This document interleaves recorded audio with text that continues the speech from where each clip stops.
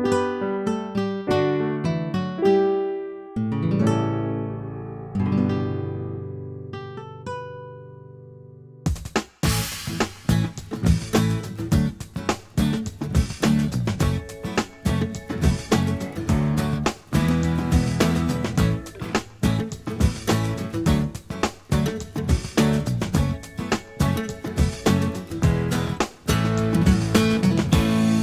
everyone, and welcome to SUNUP. I'm Lyndall Stout.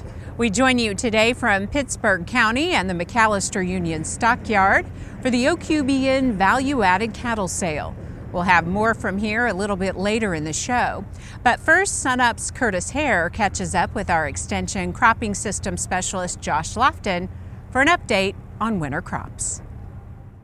Well, it's been cold, and now warm again. So Josh, what's this weather, how's that impacted the, summer crops and then going into winter crops? Yeah, so it's just been a weird year all the way around, and this fall is continuing with that trend on into summer or on into winter. We're seeing that a lot of our summer crops, which are typically harvested much earlier in the year to allow enough adequate time to maybe get in a canola crop, get in a wheat crop, or maybe go into a cover crop system, usually has adequate time. This year, because we have been so delayed, we're very much delayed in getting a lot of our winter crops in, getting a lot of our wintertime covers in, and so we see that not only potentially is some of our yield being affected from our summer crop, but potentially some of our growth of our winter crops are being highly affected as well. What about the fluctuation in temperature for those winter crops that are actually in the ground? Is there any kind of impact for those crops?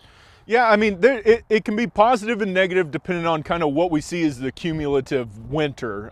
The good thing is we haven't seen that sharp cold yet, and we haven't gone from that 90 degrees to that 15 degrees in a very short time that we all know Oklahoma can give to us. So that's pretty good. These subsequent warm days still give us this time for maybe some of our wheat crop, our canola crop, and some of those covers to continue to get a little bit growth to fully go into that winter mode before they kind of get hardened off and kind of go in. And when we talk more about our cover crop system, this is a real big thing because we are wanting a lot of growth to our covers. That's the point of having a cover crop out onto your system. But the bad thing is when we look at our cover crops, some of the ones that have more of our fragile broadleaf crops, like let's say some of those tillage radishes, some of those real sensitive pea species and all that, we're seeing them, even when we have those warm days, we're seeing them die off pretty rapidly. Well, it's time for winter crops, and it's also time for the Winter Crops Conference. Kind of walk us through, that's coming up pretty quick. Walk us through what producers can expect this year at the conference. Yeah, so our Winter Crops Conference is that which we have in Stillwater every year, and it's going to be on the 17th and 18th of December this year. The Winter Crop School has historically been the place to where we've gone and disseminated a lot of big research. A lot of our CCAs come because we have a tremendous amount of credits to kind of maybe fill in those gaps for our consultants that still need those CCA credits. This year we're offering 11.5 of those CCA credits and 3 of the ODAF CEUs. So if growers, consultants, or industry are kind of looking for those last little credits to fill in the gap, we are going to have quite a bit available to them. And it's also going to be a great conference. And in years past, it's been very focused on wheat. And don't worry, we're still going to have wheat there, but we're going to talk a lot on a lot of our cotton, some of the things we're learning about Oklahoma cotton production, especially as it gets out of southwest Oklahoma and moves into the Panhandle and other regions. And then big time in our alfalfa. We've been getting a lot of questions in recent years on alfalfa and how to manage it, how to establish a good system, what are our different types of alfalfa that we can grow in the state. All right, thanks, Josh. Josh Lofton, Extension Cropping System Specialist here at Oklahoma State University. And if you would like a link to the Winter Crops Conference, go to our website, sunup.okstate.edu.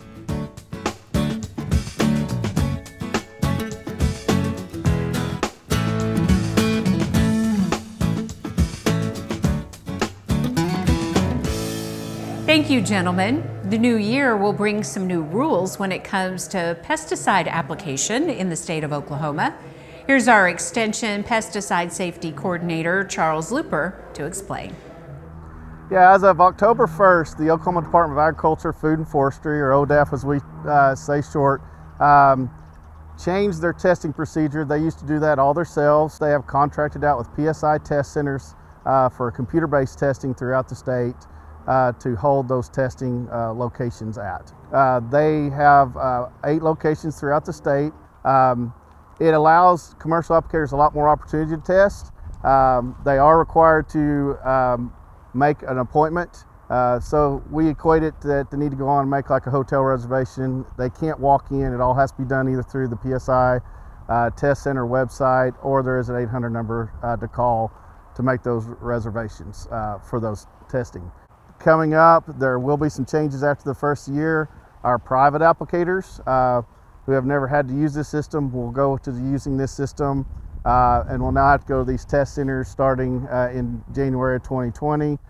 So they will need to get certified this way to make sure everybody is on the same page, kind of a new system for them. We have a link on our pesticide education website. The very top link we have going on will give you the links to the PSI test centers. We also have a little FAQ, frequently asked questions, that will give some people an idea what they're walking into. That's a good place. The instructions, the links for PSI, I would encourage everybody to start off there at our website, at Pesticide Education at pested.okstate.edu.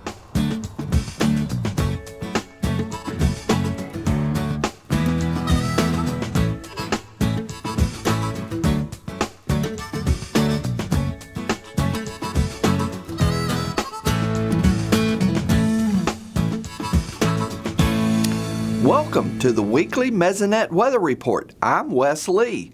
Oklahomans experienced some of the most pleasant weather in the United States the first half of last week. Temperatures on Tuesday were near perfect and in the 70s across most of the state, reinforcing why fall is one of the most favorite times of year for many of us. Before this warming trend, we had experienced rather cool conditions in the state.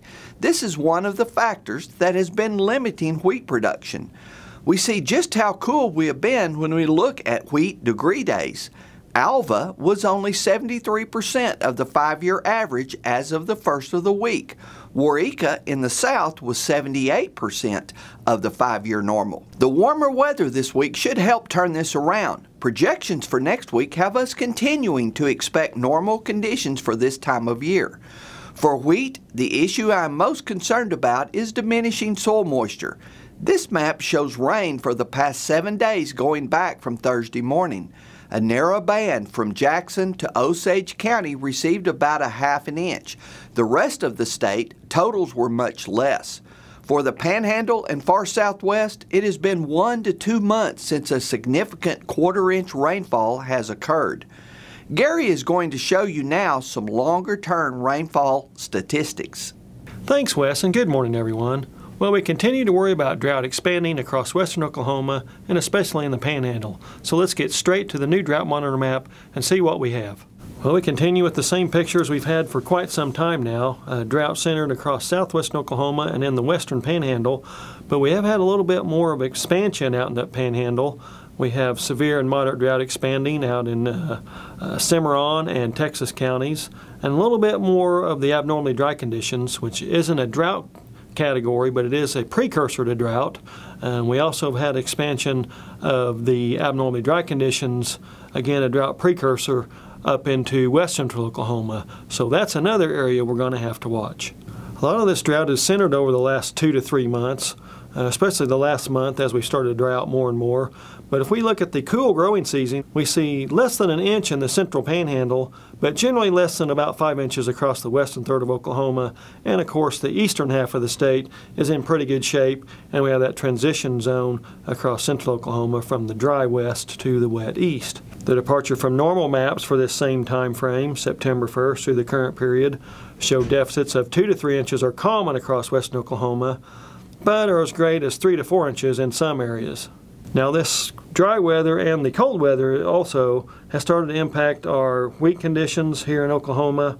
If we look at the statistics from the National Agricultural Statistical Service from the USDA, we see 46% of the Oklahoma winter wheat crop is now considered in good to excellent shape, which is okay, but That's down from 11% from the last week. So we are starting to see that number start to go backwards. We would like to see that reversed and those numbers start to go upwards. That's it for this time. We'll see you next time on the Mesonet Weather Report.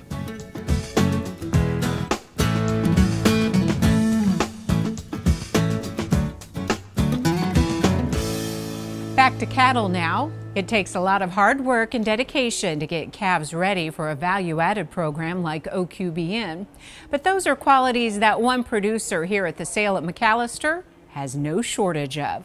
SUNUP's Curtis Hare has her story. It's a crisp fall morning on the Miller family farm. Perfect conditions for the hardest working ranch hand on this production. For 5-year-old Sadie Miller, working cattle is her favorite thing to do, although some days are easier than others. Hey, buddy, stop. Can I just... You are so naughty. If you think a 5-year-old has no business pushing cattle, don't tell Sadie that. All right, we gotta be calm. We gotta go to that corner and get those calves and bring them up here, okay? And we'll lock them up. Gimme. Yeah, she's getting almost too comfortable with the cows. Sometimes she wants to take off and go get a cow by herself, and we like to give her some independence, but also be right there in case something goes wrong to help her out. That one's chewing up the wire. Sadie! Come here, baby. You've gotta be kidding me. She was out here when she was about a month old. It was the first time she probably saw a cow. For Sadie's mom, Lindsay, seeing her daughter take to the farm life at such a young age is a little more than surprising. I was shocked to see that this was something that she was really interested in, and she's actually very knowledgeable about it for a 5-year-old. She knows way more than I do. I put your tags out with this one, and I put pills in cow's mouth with this. I've seen people do this, but I've never done it before. If a cow got bit by a raccoon or something, I really want to put this on a towel and just scrub it. It may seem Sadie is just helping out on the farm the way children like to do, but for her, it's an actual job. No, seriously, Sadie owns some of these calves. This will be her 4th year to sell calves.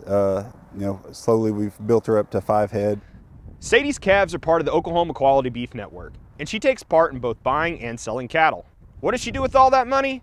The answer is the reason her parents had her put on the ranching hat at such a young age. We started Sadie a savings account when she was born, and we realized we weren't making much interest off of that savings account, so we decided to invest in cows for her instead. As she gets older, we hope to be able to use that for a college fund for her and to support whatever she wants her future to be. The Miller family is just a really tremendous family. This is the next generation. They grow them young, start them young, and I just think it's tremendous that we have someone at this age that is interested in the OQBN program, preconditioning program, and doing the right things in the cattle business. Following close behind her dad, Sadie is learning lessons on the ranch Wade learned from his father, a Miller family tradition. In some of our pastures, she's the 4th generation of our family to wean a calf off of that land, so that's pretty neat. For Lindsay, the work ethic Sadie is developing and the lessons learned are invaluable, but most importantly, she's grown so much as a person.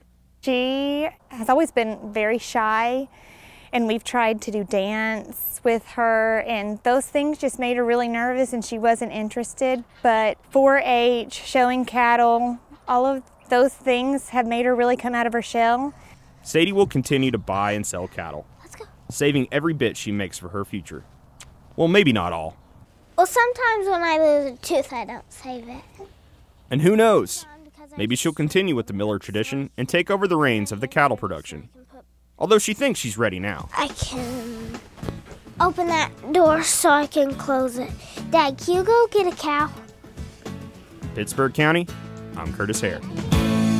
We're joined now by Brian Frecking, who is our area livestock specialist. Brian, great to see stories like Sadie's, really the next generation of Oklahoma cattle producers. Yeah, we're excited to have somebody of this kind of age and you know, having that excitement for being in the cattle business, that she wants to come and see her own cattle being sold today. So we're excited to see what happens today. It's going to be a great sale. Lots of cattle are being brought in today, so we expect good things to happen. In general, how are things going in southeastern Oklahoma in terms of the cattle industry? Give us an overview. So I think you know, producers are always struggling a little bit with the tightness of just their operating expenses, but you know, hay production's been good this year, so people are feeling good about, you know, the hay stocks, feeding their cattle through the winter. It's nice to see great weather today. Last week we got a taste of winter, and so we always feel better when the sun's out, and so producers are enrolling cattle in these sales at a pretty good pace, and we're getting towards the end of those where they have time to enroll them. So my job is busy of making sure they're enrolled in these sales and get the most they can out of them. And you and the other area livestock specialists in Oklahoma and your extension colleagues in the county offices, you're really boots on the ground to make sure that OQBN program goes like it should. Give us some perspective on that. Yeah, so it's probably one of my funner things to do in my job is to actually go out and visit with the producers. Now, a lot of the people enrolling these cattle are from all parts of the state, and I can't make it to everyone. And we do need area livestock specialists in each part of the state, but we also need those local county educators to go out and do the same thing. And I've spent hours where it should have only probably taken 10 or 15 minutes because we just have good conversations. Maybe it's on the herd health vaccination, clearing up some misinformation, what have you. And so that's the beautiful thing about working with this program, is to get out there and visit with the producers themselves. And for someone who maybe is heard a little bit about it, may want to try it for the first time, what would you tell them once they get started? You know, is it easier to keep up with it than they might think? Yeah, probably the one scary part is, what do I do with my calves when I've weaned the calves? I've got to put them in a place to hold them for 45 days. That's our minimum standard, to be weaned from the cow for 45 days, and they may not all have those facilities to do that.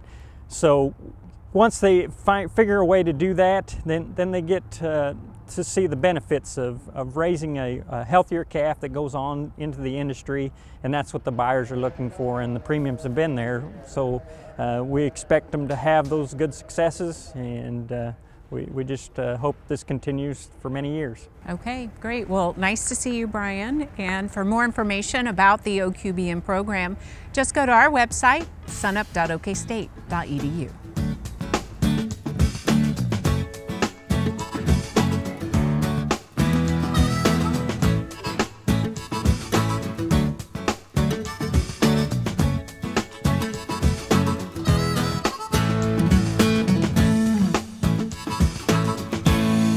With the prospects of good wheat pasture for many places in Oklahoma this fall and winter, some cow-calf operators are going to want to use that wheat pasture as a supplement for even the mature cows as they go into the winter months.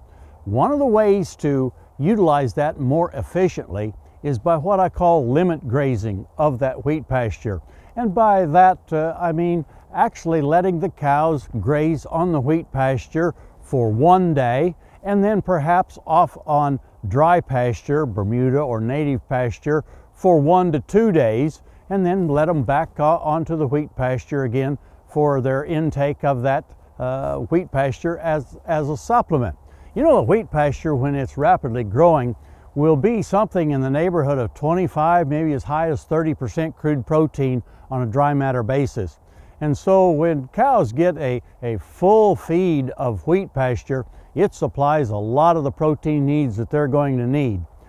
Dry cows, those that haven't calved yet, those that are going to calve next spring, can get what they need in terms of protein by being on wheat pasture for 3 to 5 hours, and then back on dry pasture and perhaps availability of some dry hay for a couple of days. So 1 day on wheat pasture, off on dry pasture 2 days. As those cows calve, if we're still going to utilize wheat pasture as a source of supplemental protein, then we probably need to let those cows have access to the wheat pasture a higher percentage of the time. at a minimum once every other day. 1 day on wheat pasture, 1 day back off on dry pasture. I like the idea of being out there to move those cows back off of the wheat pasture after 3 to 5 hours. You can observe them when they start to quit grazing, laying down, then that's the time to go ahead and move them off the wheat pasture, and I think we'll make better use of it. Also, you might consider strip grazing the wheat pasture to get even a little bit more efficient, especially if you have a limited amount of wheat pasture. It'll take someplace in the neighborhood of about 1 acre per cow if we're really efficient with the use of that wheat pasture as a way of providing protein supplement for a large part of their winter needs. I thought this would help in terms of giving the folks that can use wheat pasture an idea about how to save some protein dollars in terms of supplement by utilizing that resource that's available. We look forward to visiting with you again next week on SUNUP's Cow-Calf Corner. Kim Anderson, our crop marketing specialist, joins us now. Kim, wheat, corn, soybean, cotton prices all relatively low. We want to kind of analyze why. Let's start with corn. Well, if you're looking at corn, the 5-year average price for corn in the United States is $3.53. The national average price for the next marketing year is $3.85, so slightly above average. If you look at world corn production, it's projected to be 43.4 billion bushels.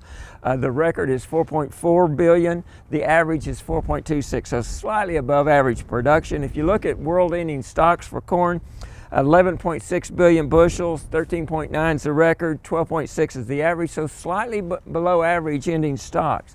Now, corn production for the U.S., 13.7 billion bushels, 15.1 record, 14.4 average, so slightly above average or below average production there in the United States. Soybeans is a little different than corn.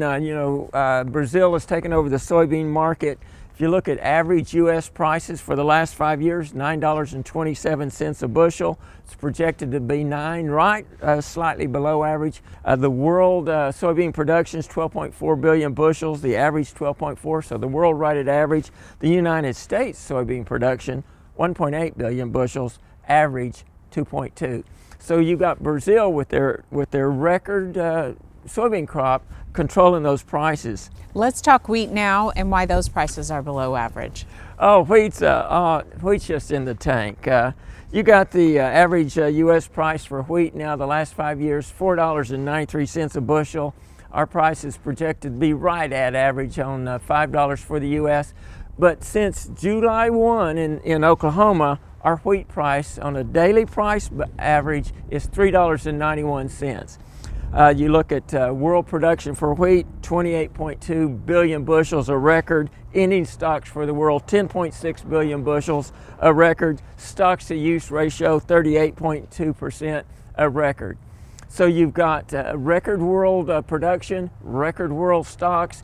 In Oklahoma, we not only have high stocks, but we've got relatively low protein and quality. And I think that's impacting our prices, and that's why our prices are relatively low. So, a lot of numbers. What are the takeaways for producers? What we got to remember is that prices move in cycles. We've had relatively good cotton prices, so people started producing cotton. Cotton prices went up to record levels. Cotton prices go down. Prices, wheat, corn, beans, cotton are going to go in cycles. What you've got to do is concentrate on the average and keep your costs low and your quality high. That is key. Kim, thanks a lot. We'll see you next week.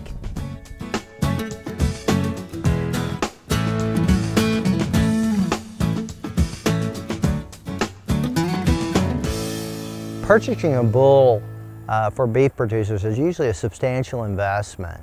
And most of the time we make sure those bulls pass a bovine breeding soundness exam. But we don't usually test these bulls for diseases that could possibly be spread by those bulls in the herd. Diseases like persistently infected bovine diarrhea or tritrichomonas or bovine leukemia virus.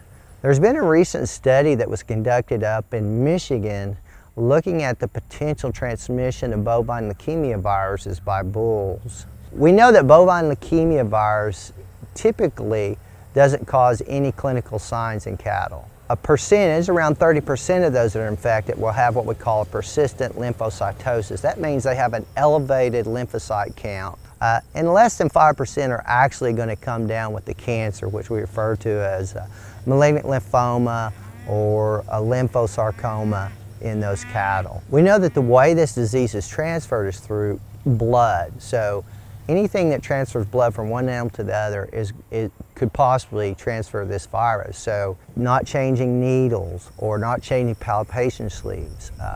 Insect vectors have been proposed as a possible way to transfer blood disease. But not very many people have thought about a bull breeding a cow as a way to transfer this disease. There's been one study that showed that there was an association between bovine leukemia virus transmission during the breeding process, and this was thought to occur because of trauma that may occur during the breeding process. In the other study that was conducted in Michigan, they found that these bulls in these particular herds had this persistent lymphocytosis, which means they had elevated lymphocytes circulating. So the authors of this study felt like that bulls could be a source of transmission of bovine leukemia virus during the breeding season. So they advised that testing bulls for bovine leukemia virus before turning them out with the cows would be a good management practice to begin. Hey, if you'd like some more information about bovine leukemia virus in bulls, if you'll go to sunup.okstate.edu. That'll do it for us this week. Remember, you can find us anytime on our website, sunup.okstate.edu, and also follow us on YouTube and social media. From Pittsburg County, I'm Lyndall Stout. Have a great week, everyone. And remember, Oklahoma agriculture starts at sunup.